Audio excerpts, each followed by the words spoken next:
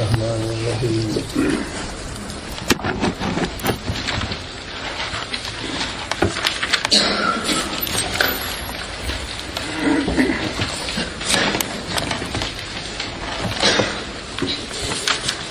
بسم اللہ الرحمن الرحیم.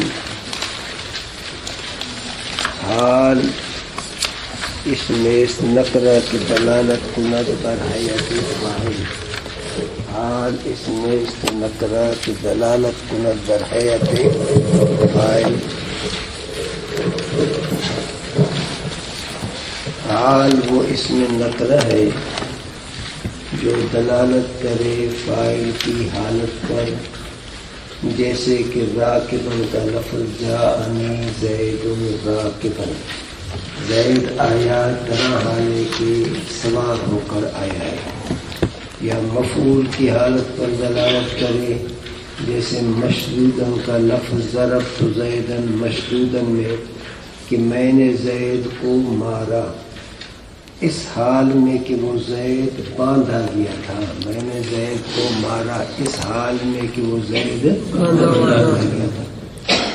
یا دونوں کی حالت پر دلالت کرے، جیسے کہ راکبین کا لفظ لقیت زیدن راکبین میں میری زید کی ملاقات ہوئی، درا حال ہے کہ ہم دونوں سوار تھے، میرے اور زید کی ملاقات ہوئی، ہم دونوں کیا تھے؟ سوار تھے. حال جو ہے وہ اکثر یا اسم فاعل کا صیغہ ہوتا ہے، یا اس میں مفعول کا صیغہ ہوتا ہے، یا اس میں جامد بھی حال بنتا ہے. بعض جگہوں میں پھر اس میں تعویل کرنی پڑتی ہے، بعض جگہوں میں بغیر تعویل کے جو ہے وہ حال بنتا ہے. باقی مصدر جو ہے وہ حال نہیں بنتا ہے. مصدر جو ہے وہ کبھی بھی حال نہیں، کیونکہ حال اور ذوالحال دونوں میں اتحاد ہوتا ہے ذات کے اعتبار سے، ایک چیز ہوتی ہے. مثلا میرے پاس زید آیا طرح حالے کے سوار، اب زید بھی وہی ہے. اگر تم راکبن کی جگہ پہ کہو رکوبن کہ میرے زید آیا، اب رکوبن جو ہے وہ تو مصدر سوار ہونا، اب زید اور چیز بنے گا، سوار ہونا اور چیز بنے گا. اس لیے مصدر جو ہے وہ حال نہیں بنتا ہے. حال یا تو اسم فاعل کا صیغہ ہوتا ہے، یا اس میں مفعول کا صیغہ ہوتا ہے، اور اس میں جامد بھی حال بنتا ہے. بہت سی جگہوں میں اس کے اندر تعویل کر کے اس کو اسم فاعل کے معنی میں کیا جاتا ہے، بہت سی جگہوں پر اس میں جامد کو اپنی اصلی حالت پر برقرار رکھا جاتا ہے. اب جا سے واحد میں قرار وغیرہ وغیرہ. زید فاعل، اب جس کی حالت کو بیان کی جائے اس کو کہا جاتا ہے ذوالحال، اس کو کہا جاتا ہے ذوالحال. زید ذوالحال. راکبن اسم مفرد منصرف صحیح ازو منصوب بالفتح لفظ. راکبن سے اسم فاعل تقیہ گرفت است یعمل عمل هو ضمیر راجع بسوء ذوالحال. ضربت زیدن مشدودا زیدن ذوالحال. مشدودا اسم مفرد منصرف صحیح ازو حال است منصوب بالفتح لفظ. مشدودا سے اسم مفعول تقیہ گرفت پر فعلی هو ضمیر غائب جائز استعمال مسلم فاعل نائب فاعل مرفوع راجع بسوء ذوالحال. یا دونوں کی حالت پر دلالت کرے. اب لقی تو فعل فاعل کہنے کے بعد کہو گے تا ذوالحال. زید اسم مفعول سے مفعول بھی منصوب بالفتح لفظ باز زیدن ذوالحال. راکبین مثنی حقیقی ازوحال است منصوب بیا لفظ. راکبین سے اسم فاعل تک گرفت پر ذوالحال خود یعمل عمل فعلہ نحن ضمیر مستتر فاعل مرفوع محل.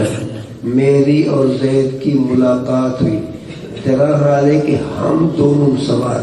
اب اس میں مرجع کی کوئی ضرورت نہیں. فاعل اور مفعول کو دلال کہتے ہیں، وہ اکثر جو ہے معرف ہوتے ہیں. اگر نکرہ ہو تو پھر حال کا مقدم کرنا واجب ہے. جیسے جاءنی راکبن رجل، میرے پاس آیا ہے ایک مرد، درا حالے کی سوار ہونے والا ہے، درا حالے کی سوار ہونے والا ہوگا. حال اصل میں مفرد ہوتا ہے اور کبھی کبھی پورا جملہ مل کر بھی حال بنتا ہے، لیکن اس کے لیے ضروری ہے کہ وہ جملہ خبریہ ہو، انشائیہ نہ ہو. پھر چاہے اسمیہ ہو چاہے فعلیہ ہو، لیکن ہو خبریہ. انشائیہ جو ہے وہ حال کبھی بھی نہیں بنتا ہے. جملہ خبریہ ہو لیکن اس کے شروع میں سین یا سوف بھی نہ ہو، سین سوف بھی نہ ہو. جیسے رأیت الامیر وہو راکب، میں نے امیر کو دیکھا در حال ہے کہ وہ امیر سوار ہونے والا تھا. رأیت فعل فاعل وغیرہ، الامیر مفعول به منصوب الفتح لفظ. بعض الامیر ذوالحال، واو حالیہ، واو هو ضمیر غائب مسند المبتدا مرفوع محل راجع بسوی الامیر. راکب اسم مفرد منصوب سے خبر اسم مرفوع بضم لفظ. راکب سے اسم فاعل تک گرفت بر ذوالحال خود یعمل عملا یعنی هو ضمیر غائب جاء مصطلح فاعل اسم مرفوع محل راجع بسوی مبتدا. باقی شرح جامع ہدایت النحو میں پڑھو گے اس کی 5-6 صورتیں کہ اگر جزا جملہ اسمیہ ہوگا یا جملہ فعلیہ پھر ماضی یا مثبت یا منفی یا مضارع مثبت منفی.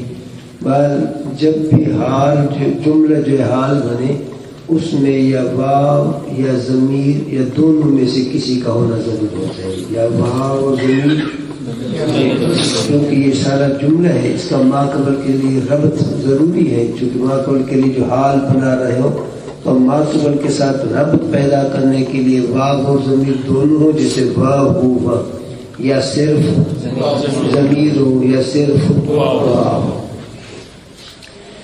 تمییز وہ اسم ہے جو ابہام کو دور کرے، تمییز وہ اسم ہے جو ابہام کو دور کرے. تمییز وہ اسم ہے جو ابہام کو دور کرے. بھئی تمییز جو ہے، تمییز اگر وہ ابہام کو دور کرے نسبت سے، اگر وہ تمییز ایسا ہے جو ابہام کو دور کر رہا ہے لیکن وہ ابہام نسبت میں ہے، تو اس وقت اس کا عامل جو ہے جملہ ہوتا ہے.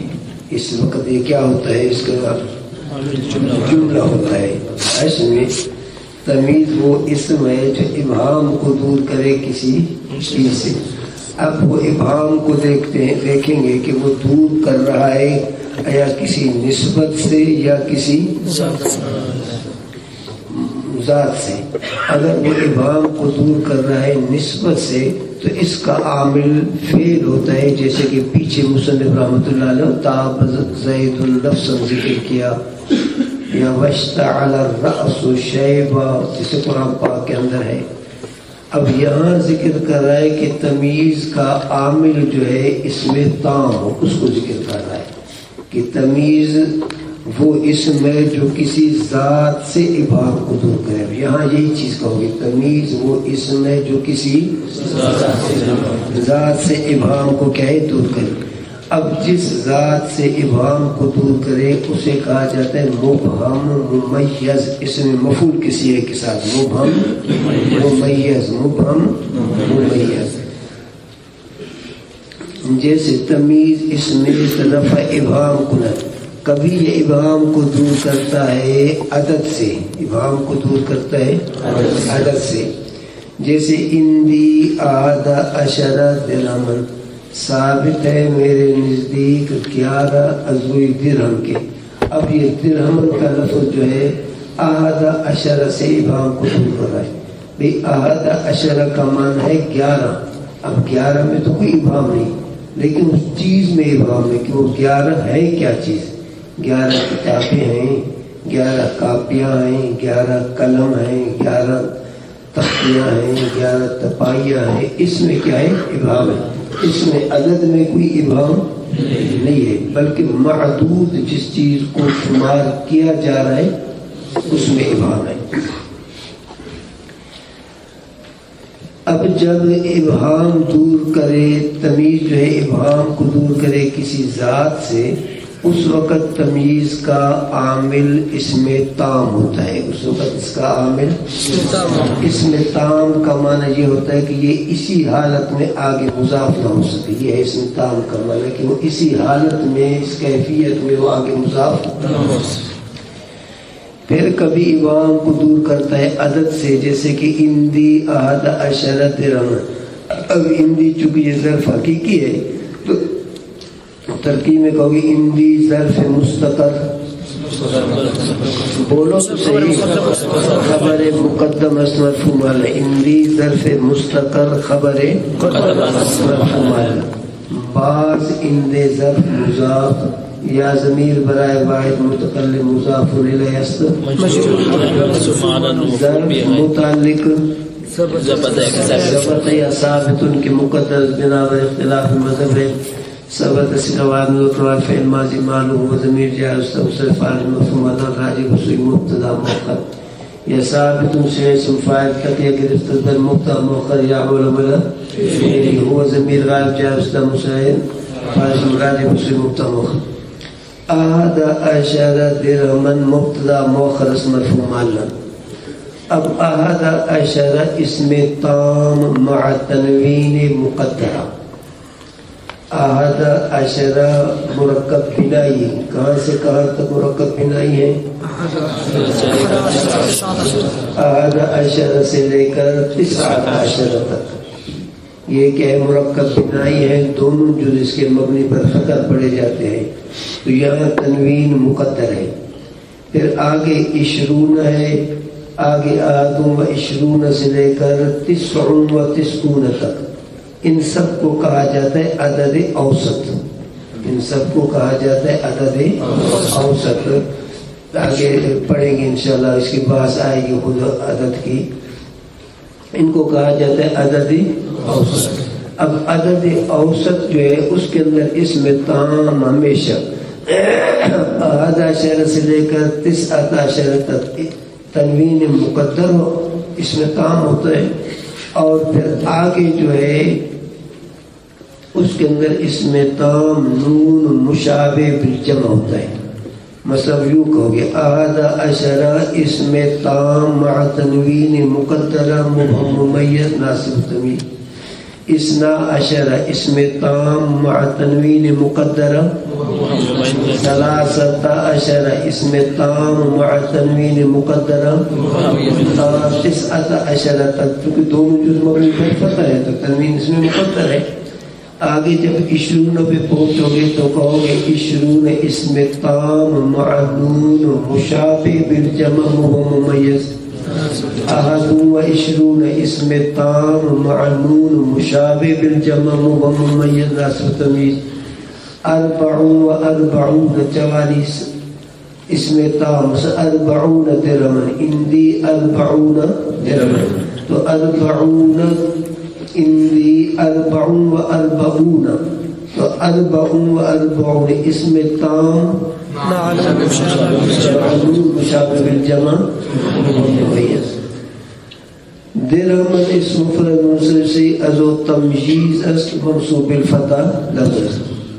یا وہ تمیز ایسا اسم ہو جو ابہام کو دور کرے وزن سے، جیسے اندی رتل زیتن. اندی رتل ثابت ہے میرے نزدیک 1 کلو ازروئی گھی کے. ثابت ہے میرے نزدیک 1 کلو ازروئی گھی کے. اندی چونکہ ظرف مستقر ہے اور یہ ہمیشہ مسند بنتا ہے، مسند علیہ ظرف مستقر خبر ہے. یہ تو کبو ظرف مستقر خبر ہے مقدم. رتل اسم سے مسند مبتدا مؤخر.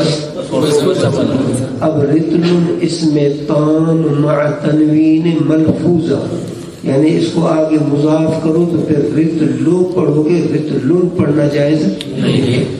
اسم تام مع تنوین ملفوظہ مبہم ممیز ناصب تمیز.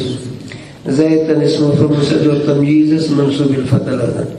یا وہ ابہام کو دور کرے قیل سے، جیسے اندی کفیزان برن ثابت ہے میرے نزدیک 2 بوریاں ازوی گندم کے، ثابت ہے میرے نزدیک 2 بوریاں ازوی.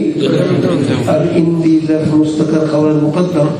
اب اس کا متعلق ہمیشہ نکالا جاتا ہے مبتدا کے موافق. اب یہاں کفیزان مبتدا مؤخر ہے تو مثنی ہے، تو اب ثبتا یا ثابتان نکالیں گے، ثبتا یا ثابت. کفیزان مثنی حقیقی اسم تام مع نون تثنیہ، اسم تام مع نون تثنیہ مبہم ممیز. برن اسم مفرد مسلسی ازو تمجیز منصوب بالفتح لفظاً، برن اسم مفرد مسلسی ازو تمجیز یا ابہام کو دور کرے مساحت سے. مساحت کا معنی ہوتا ہے زمین کا جو ہے پیمائش کرنا کہ بھئی زمین 100 گز ہے، 200 گز ہے، اتنے فٹ ہے وغیرہ. اس زمین کے پیمائش کو کہا جاتا ہے مساحت. جیسے ما فی السماء قدر راحت صحابت، نہیں ہے ثابت جو نہیں آسمان میں اندازہ راحت ایک ہتھیلی کا عظمی بادل کے، یعنی پورے آسمان میں ایک ہتھیلی جتنا بھی بادل. قدر و راحت کہو تمہاری مرضی، قدر و کفت کہو تمہاری مرضی. کفہ کا معنی بھی یہی ہتھیلی اور راحت کا یہی معنی، قدر و کفت صحابن یا قدر و راحت صحابن. یہ ما مشبہ بلیس وغیرہ وغیرہ. قدر و اس کے لیے اسم مؤخر، قدر و مضاف، راحت مضاف الیہ. اب راحت اسم تام مع تنوین ملفوظہ مبہم ممیز. صحابن اسم مفرد مسلسل و تمیز منصوب. مفعول بھی اسم. اب یہاں تک فعل لازم فعل متعدی دونوں کے عمل کا بیان تھا. اب آگے جو ہے مفعول بھی وہ صرف فعل متعدی اس میں عمل کرتا ہے، فعل لازم اس کو بالکل چاہتا بھی نہیں. مفعول بھی وہ اسم ہے کہ فاعل کا فعل اس پر واقع ہو. وقوع فعل سے مراد ہے فعل کے فاعل کی طرف نسبت کرنے کے بعد فعل کا اس سے بلا واسطہ جارت تعلق ہو. ایسا تعلق ہو کہ اس کے بغیر وہ فعل کا معنی سمجھ میں نہ آئے. ضرب زید، اب یہ فعل کی جو ہے نسبت فاعل کے طرف ہے کہ نہیں، لیکن اب فاعل کی طرف نسبت کے باوجود اس کا معنی پورا سمجھ میں زید نے مارا. اب کوئی آگے ایسا ہوگا شخص یا کوئی جانور کہ جس کو مارا گیا ہو تو پھر معنی صحیح ہوگا. تو مفعول بھی وہ اسم ہے کہ فعل فاعل کا فعل اس پر واقع ہو، یعنی فاعل کے فعل کی طرف نسبت کے بعد پھر فعل کا نسبت کس کی طرف بھی ہو. فعل کا جو نسبت ہے اس اسم کی طرف ہو، اس کی طرف نسبت کرنے کے بغیر اس فعل کا معنی صحیح سمجھ میں نہ آئے. جیسے ضرب زید امرن، زید نے امر کو مارا ہے. این ہما منصوبات کہتے یہ تمامی منصوبات جملہ کے پورا ہونے کے بعد آتے ہیں، کیونکہ جملہ جو ہے مسند الیہ سے پورا ہوتا ہے، فعل اور فاعل سے پورا ہوتا ہے. اس لیے ان کو کہا جاتا ہے المنصوب فضلۃ. فضلہ کا معنی بچا ہوا، ضرورت سے زائد چیز کو کہتے ہیں. تو چونکہ جملے کی ضرورت 2 چیزوں سے پوری ہوتی ہے، مسند الیہ سے، اس لیے ان کو کہا جاتا ہے کہ المنصوبات فضل، یعنی یہ زائد چیزیں ہیں. فصل بدا کے فاعل پر 2 قسم. فعل کا معنی ہے کام، فعل کا معنی ہے کام. اب کام کا کرنے والا یا تو مذکر ہوگا یا مؤنث ہوگا. پھر کام کا کرنے والا یا تو ایک ہوگا یا 2 ہوں گے یا 2 سے زائد ہوں گے. فعل جو ہے فعل اس کو مذکر یا مؤنث یا واحد تثنیہ جمع کہا جاتا ہے مجازاً فاعل کی وجہ سے. چونکہ فعل کا معنی مطلقاً کام، اب کام جو ہے وہ نہ مذکر ہوتا ہے نہ مؤنث.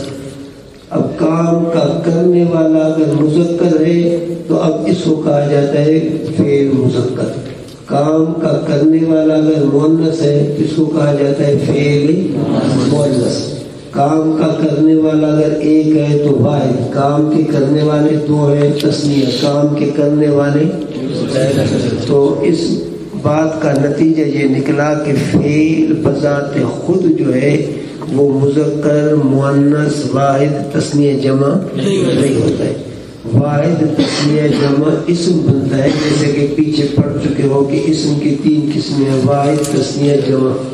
اسم کی 2 قسمیں ہیں، تذکیر اور تانیث. اب فعل کو جو تذکیر تانیث یا مذکر مؤنث کہا جاتا ہے وہ اسم کی وجہ سے فاعل کے. اب ہم کہتے ہیں ضرب سے واحد مذکر غائب، اب اس کو واحد اور مذکر جو کہتے ہیں وہ فاعل کی وجہ سے. ضربا صیغہ تثنیہ مذکر غائبین، اب اس کو تثنیہ بھی کہتے ہیں اور مذکر بھی کہتے ہیں، یہ ضربا کے الف کی وجہ سے. اتنی بتائیے میں تو فاعل بر 2 قسم، فاعل بر 2 قسم. تم کہو گے کہ فاعل کی جو ہے 3 صورتیں ہیں. فاعل کی کتنی صورتیں ہیں؟ 3 صورتیں.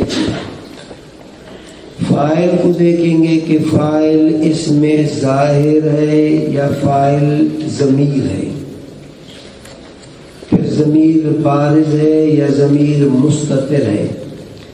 فعل ماضی کے 14 صیغوں میں سے 12 صیغوں میں ضمیر بارز ہے. ضربا میں الف ہے اور کسی ضمیر کی فاعل کی ڈھونڈنے کی ضرورت نہیں.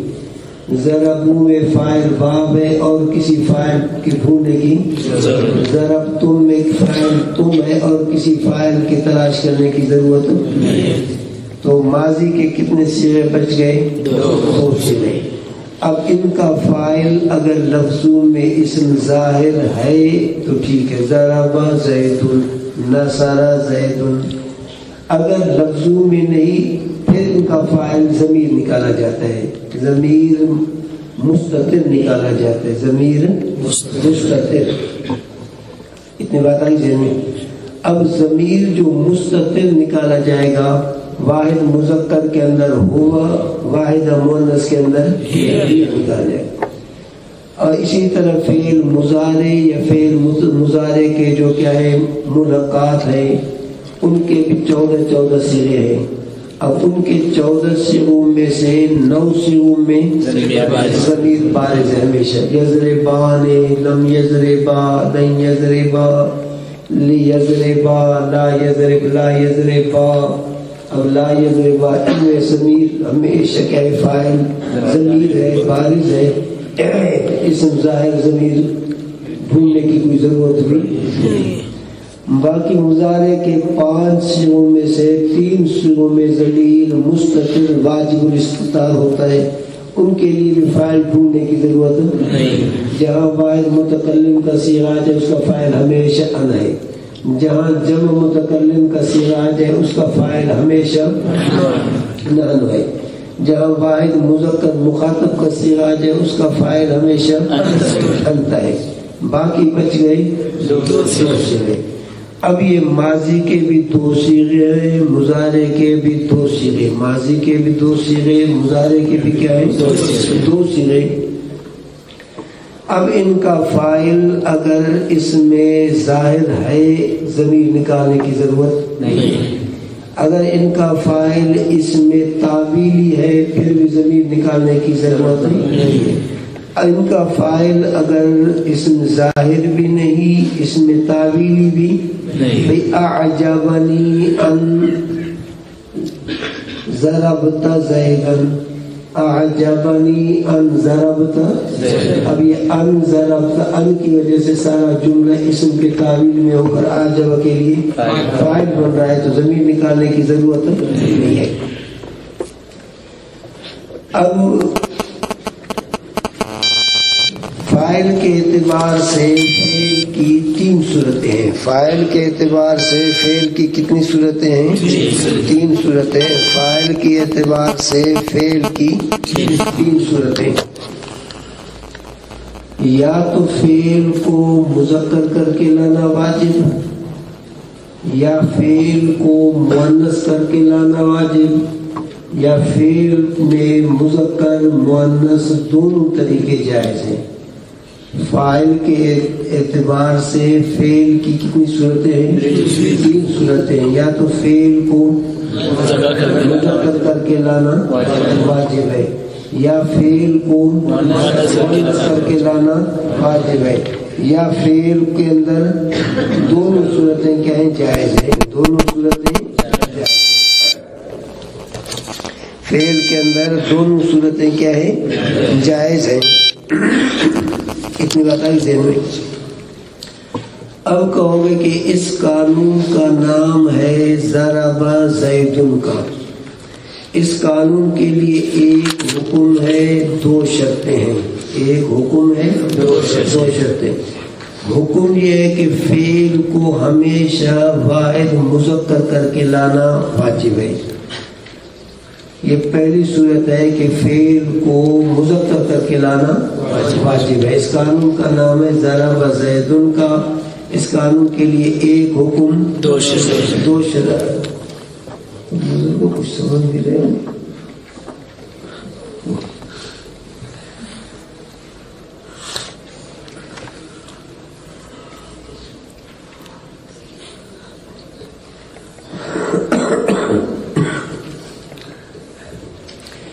اس قانون کا نام ہے ضرب زید کا. اس قانون کے لیے ایک حکم، 2 شرطیں. حکم یہ ہے کہ فعل کو ہمیشہ واحد مذکر کا صیغہ کر کے لانا واجب ہے. پہلی شرط یہ ہے کہ فاعل یا تو مفرد ہو یا تثنیہ کا صیغہ ہو. فاعل جو ہے مفرد کا لفظ ہو یا کیا ہے؟ تثنیہ کا لفظ ہو. جیسے کہ قال الرسول، قال زید، ضرب زید. اب یہ زید، قال الرسول، الرسول، یہ سب مفرد کے صیغے ہیں، تو فعل کو واحد مذکر کر کے لانا واجب ہے. یا ضرب الرجلان، قال الرجلان. اگر فاعل مثنی ہے پھر بھی فعل کو واحد مذکر کے لانا واجب. دوسری شرط یہ ہے کہ فاعل جمع مذکر سالم کا صیغہ ہو. دوسری شرط ہے کہ فاعل جمع مذکر سالم کا صیغہ ہو تو فعل کو واحد مذکر کر کے لانا واجب ہے. جیسے قرآن پاک کے اندر ہے قد افلح المؤمنون. اب دیکھو المؤمنون یہ فاعل ہے، جمع مذکر سالم ہے، تو فعل کو مفرد کر کے لانا واجب ہے. یا اور جگہ پر ہے جاء المعذرون، جاء اب دیکھو معذرون یہ اس میں جمع مذکر سالم کا ہے تو فعل کو بولو تو صحیح واحد مذکر کر کے لانا واجب ہے. یا اذا جاءک المنافقون، بتا دیں میں. تو اس قانون کا نام ہے ضرب زید. اس کے لیے ایک حکم اور 2 شرطیں.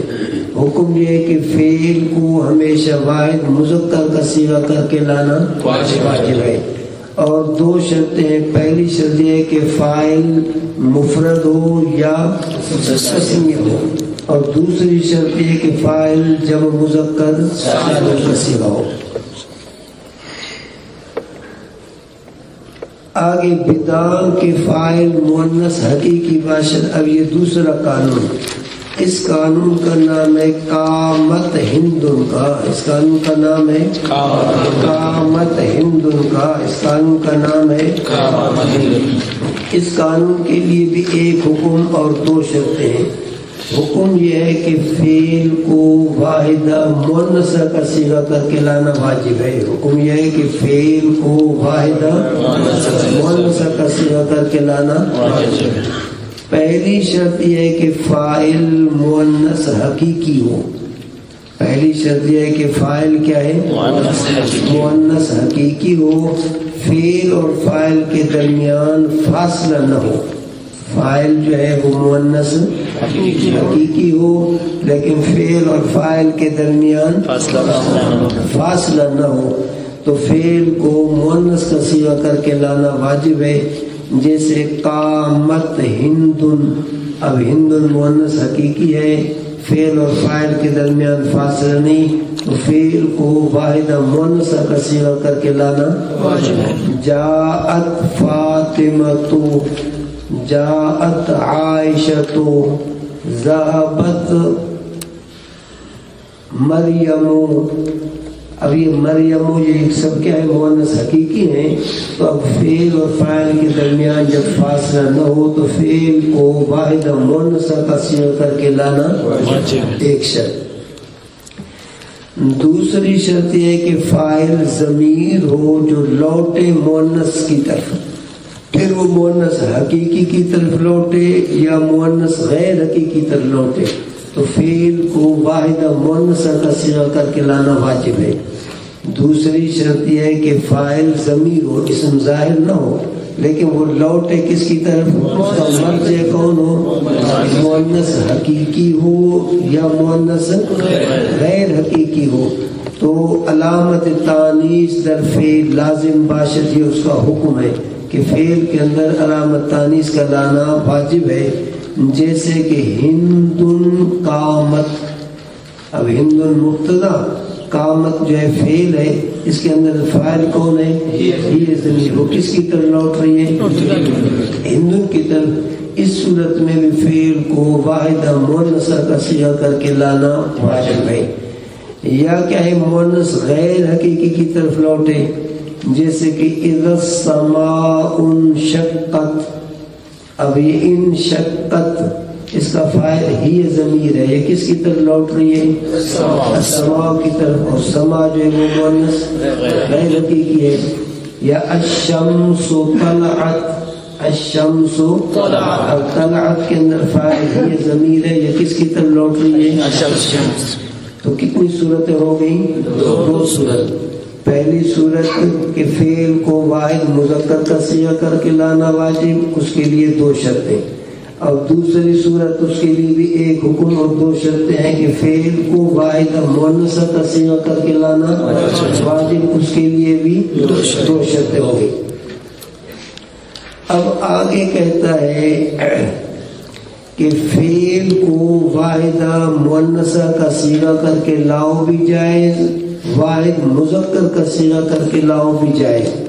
فعل کے اندر علامت تانیث کا لاؤ یا نہ لاؤ، اس کے یہی معنی ہے. علامت تانیث کا لاؤ کا معنی واحد مؤنث کا صیغہ کرو. ضربت تضربو، واحد مؤنث غائبہ کا صیغہ کر کے لاؤ. اور فعل میں علامت تانیث کا نہ لاؤ کا معنی واحد مذکر کا صیغہ کر کے لاؤ. ضرب ہے، یضربو ہے، لم یضرب ہے، لا یضربو. تیسری صورت جو ہے اس قانون کا نام ہے قال الرجال کا. اس قانون کا نام ہے قال الرجال. اس قانون کے لیے ایک حکم ہے، چار شرطیں ہیں. اس کے لیے ایک حکم ہے.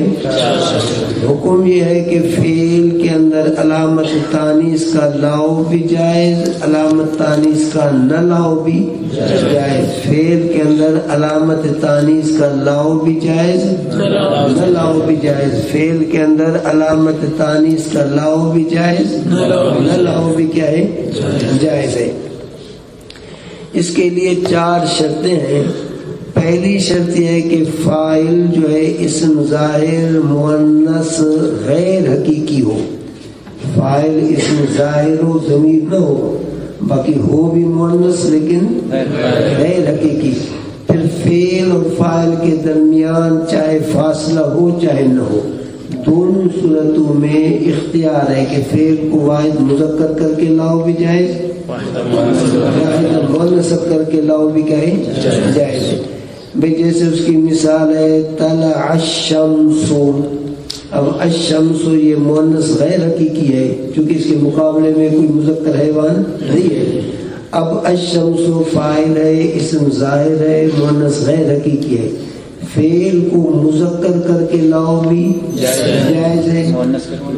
اب طلع الشمس کہو تب بھی تمہاری مرضی، طلعت الشمس ارتقاء ساکن سے تا کو کسر دیا، طلعت الشمس تب بھی کیا ہے جائز ہے، طلع الشمس پڑھو بھی جائز، طلعت الشمس پڑھو بھی جائز۔ یہ تو مثال ہے کہ فعل اور فاعل کے درمیان فاصلہ نہ ہو، فاصلہ ہو اس کی مثال جاءتہم البینۃ۔ اب البینۃ یہ مؤنث غیر حقیقی ہے، فاعل ہے، اب فعل اور فاعل کے درمیان ہم یہ مفعول کا فاصلہ آیا ہے، اب فعل کو مذکر کر کے لاؤ بھی جائز، مؤنث کر کے لاؤ بھی جائز، جاءتہم البینۃ تب بھی صحیح، یا کہو جاءہم البینۃ تب بھی، ترکیب ان سب مثالوں کی کر کے آنا، جاءتہم البینۃ یا جاءہم البینۃ، فعل کو جاءت کر کے لاؤ بھی جائز ہے، جاء کر کے واحد مذکر کر کے لاؤ بھی جائز ہے۔ دوسری شرط یہ ہے کہ فاعل اسم ظاہر جمع مکسر کا صیغہ ہو، فاعل اسم ظاہر جمع مکسر ہو، پھر چاہے مذکر کا ہو چاہے مؤنث کا ہو جمع مکسر، تو دو وجہ رواس یہ حکم ہے اس کا کہ فعل کو مذکر کر کے لاؤ بھی جائز، مؤنث کر کے لاؤ بھی جائز، جیسے قال الرجال، قال الرجال، اب فعل اور فاعل کے درمیان فاصلہ نہیں ہے، یا کہو قالت الرجال، فعل کو واحد مذکر کر کے لاؤ بھی جائز، فاصلے کی مثال جاءنی الرجال، جاءنی الرجال، اب دیکھو جاء فعل ہے اور الرجال جمع مکسر ہے، نون کا درمیان یا متکلم کا فاصلہ ہے، اب اس میں بھی دو صورتیں ہیں، جاءنی الرجال یا جاءتنی الرجال، فعل کو مذکر کر کے لاؤ بھی جائز، مؤنث کر کے لاؤ بھی کیا ہے جائز ہے، دو شرطیں ہو گئی۔ اور جمع مؤنث مکسر کی مثال قال نسوۃ، قال نسوۃ پڑھو تمہاری مرضی، قالت نسوۃ، دونوں صورتیں کیا ہیں جائز ہے۔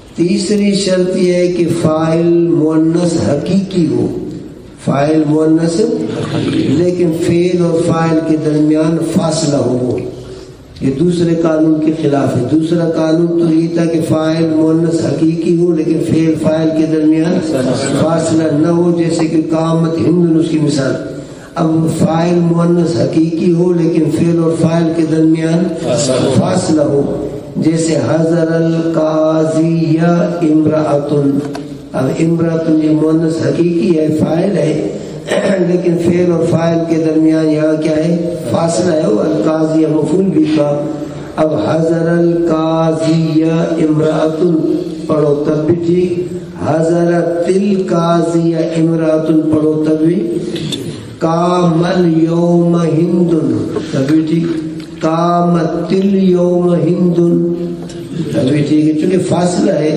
جب فاصلہ ہو تو پھر فعل کو واحد مذکر کر کے لانا بھی جائز، بولو تو صحیح۔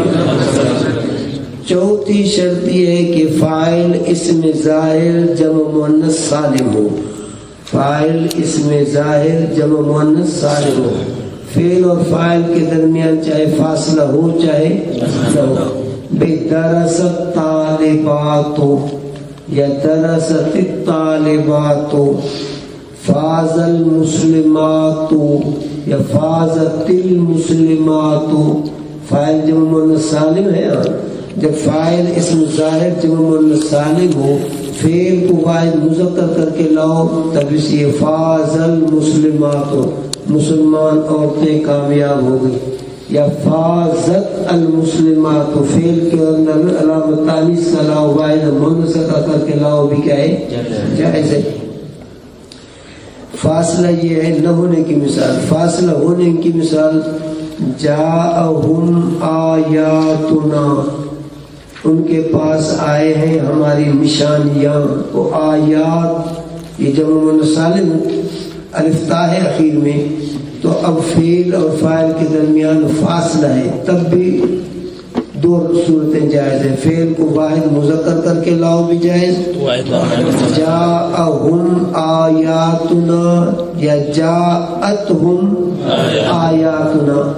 فعل کو جاء کر کے لاؤ بھی جائز، فعل کو واحد مؤنث جاءت کر کے لاؤ بھی جائز. پڑھیں کافی ہے. شاباش.